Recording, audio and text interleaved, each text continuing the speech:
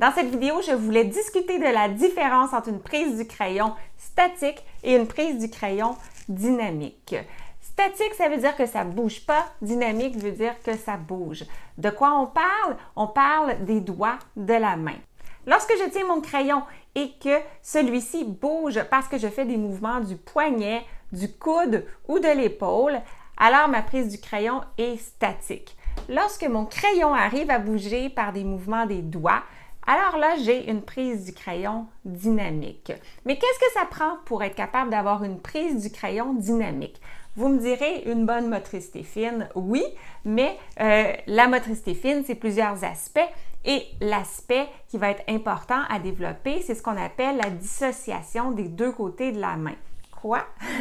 La main a plusieurs muscles et les muscles peuvent bouger tout en même temps. Et parfois, c'est plus efficace pour la main de séparer ces groupes de muscles en deux équipes. Alors, il y aurait l'équipe probablement du côté du pouce, on appelle ça le côté radial de la main, et l'équipe du côté du petit doigt, on appelle ça le côté ulnaire de la main. Alors, le pouce et l'index sont toujours dans la même équipe et l'annulaire et l'auriculaire toujours dans la même équipe. Le majeur, lui, parfois va aller dans l'équipe du pouce, parfois va aller dans l'équipe de l'annulaire et de l'auriculaire. Je sais que je suis capable de dissocier les fonctions des deux côtés de ma main lorsque j'arrive à faire deux actions différentes avec les deux côtés de ma main. Par exemple, je peux plier mon pouce et mon index tandis que je garde les trois autres doigts droits. Donc, pouce-index en flexion, les trois autres doigts en extension. Pour réussir à faire ça, je dois être capable de dissocier les deux côtés de ma main. Maintenant, si j'essaie de faire l'inverse, je plie ces trois-là et j'ouvre ces deux-là. Encore une fois, j'ai pu dissocier les deux côtés de ma main parce que j'ai une partie de ma main en flexion et une partie de ma main en extension. Lorsque je ne suis pas capable de bien dissocier tout ça, la main veut travailler tout en même temps, alors ce genre de mouvement-là va être difficile.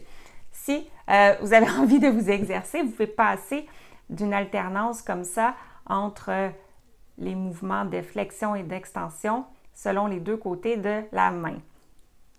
Maintenant, si on revient au crayon, l'utilisation d'un outil comme celui-là est une habileté qui demande une bonne dissociation des fonctions des deux côtés de la main parce que mon pouce, mon index et mon majeur vont être en contact et mobiliser, bouger le crayon, tandis que les autres doigts vont être placés en fait sous le majeur et stabiliser la main.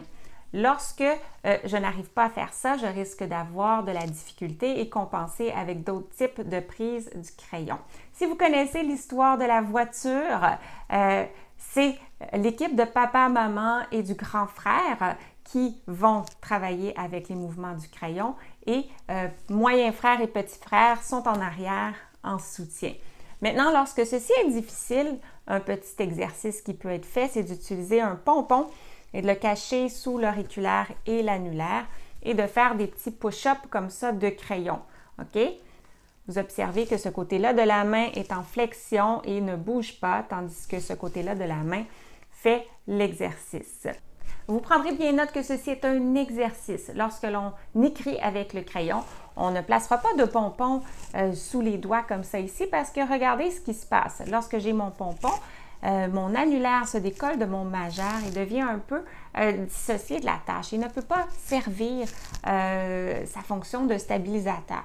OK? Alors, on utilise le pompon pour s'exercer à dissocier, mais sinon, lorsqu'on est prêt à écrire, on prend une prise du crayon idéalement très digitale comme celle-ci et on garde l'annulaire et l'auriculaire en ligne sous le majeur comme ça, avec la main ouverte et bien tonifiée pour stabiliser l'utilisation de mon outil. Maintenant, un exercice papier-crayon idéal pour exercer tout ça, c'est de colorier le contour d'un petit beigne parce que faire des petits coloriages, des petits mouvements circulaires vont bénéficier beaucoup d'avoir une prise du crayon dynamique et avec cette volonté-là, on va arriver à la mettre en action et à l'exercer de plus en plus. Plus la main est petite, plus les beignes devront être petits. Maintenant, vous avez peut-être remarqué que je suis habillée en vert et que mon crayon est vert et que mon vernis à ongles est vert. Et oui, c'est sûr que j'aime quand les couleurs vont ensemble. Ça, c'est moi. Mais l'idée, c'est que je vous fais cette vidéo-là en lien avec la période de la Saint-Patrick et que je vous offre un petit coloriage de Saint-Patrick dans lequel vous allez avoir plusieurs petits beignets sur un arc-en-ciel sur lequel les enfants vont pouvoir exercer avec les crayons de bois, idéalement, à dissocier les fonctions des deux côtés de la main et à développer leur prise du crayon qui va être dynamique. Alors, je vous arrête ici. Téléchargez votre activité de Saint-Patrick sous la vidéo et profitez-en pour vous inscrire à ma communauté privée de coaching en ergothérapie. Vous allez recevoir chaque semaine mes mini-formations et ressources directement dans votre boîte courriel. Alors, sur ce, je vous dis à bientôt et continuons à parler d'ergo. Bye!